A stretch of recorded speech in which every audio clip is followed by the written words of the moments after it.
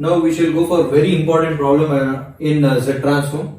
Find the Z transform of cos n theta, sin n theta, k power n cos n theta, k power n sin n theta. So there is a chance of asking to find just cos n theta. So then also the problem procedure, whatever the problem I am going to give the solution here, the same solution carries for both here. If they ask either of the one, then also you should solve in the same way and give the conclusion. So now, if you go with the solution, so here basically I know that what is Z transform of k power n. What is Z transform of k power n? Z transform of k power n is what? Z by Z minus k. Z transform of k power n is Z by Z minus k. So as I want to find out the trigonometric function here, Z transform of trigonometric function, according to complex number, we know that e power I theta is what? E power I theta is cos theta plus I sin theta. Cos theta plus I sin theta. Or also, you know that e power I n theta is nothing but cos n theta plus I sin n theta. I sin n theta. Knowing this definition, I am going to replace k by put k equal to e power I theta. Put k equal to e power I theta. So I will get Z transform of e power I theta whole power n is what? Z by Z minus e power I theta. That's what? Z transform of e power I n theta is equal to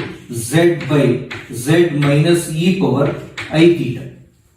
So multiply and divide by conjugate of e power I theta. So Z minus e power minus I theta divided by Z minus e power minus I theta. So multiply and dividing by that term, you are going to get Z into Z minus e power minus I theta all divided by Z minus e power I theta into Z minus of e power minus theta.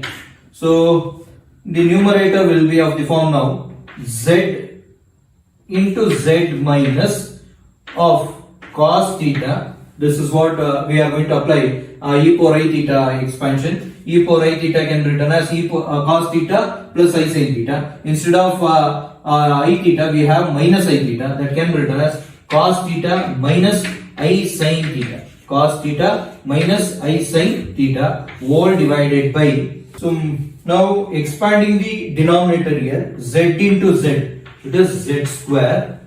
Next, Z into minus e power theta is minus Z e power minus I theta.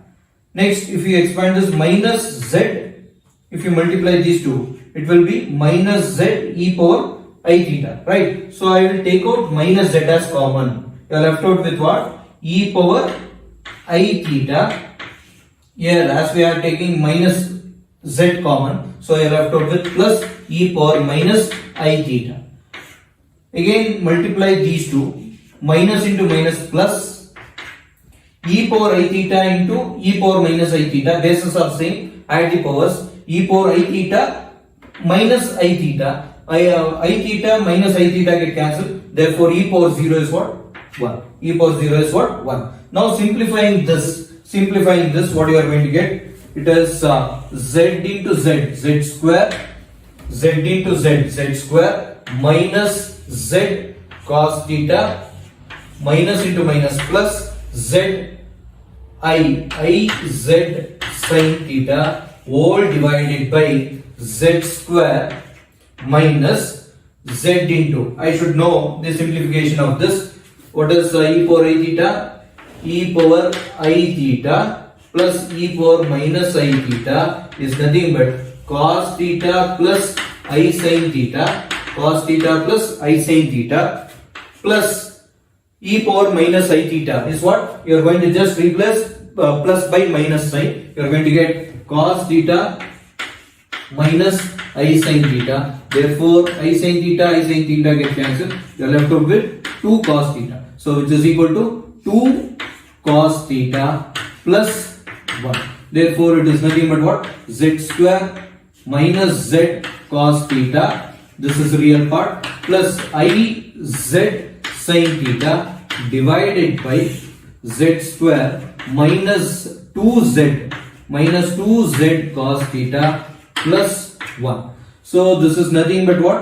Z transform of e power I n theta. I have told you what is Z transform e power I n theta. Expanding that, Z transform of, it is what? Cos n theta plus I into Z transform of sin n theta. Just I have applied the definition of e power I n theta as what? Cos n theta plus I sin n theta, and splitting that Z transform, which will be equal to real part. Real part is what? This is what real part, and imaginary part is this is what imaginary part. So separating real and imaginary part, we are going to get Z square minus Z cos theta divided by Z square minus 2Z cos theta plus 1. Similarly, plus IZ sin theta divided by Z square minus 2Z cos theta plus 1. 2Z cos theta plus 1. So therefore, I came to know Z transform of cos n theta is Z square. Comparing this real part and imaginary part, Z square minus Z cos theta divided by Z square minus 2Z cos theta plus 1. That is what Z transform of cos n theta.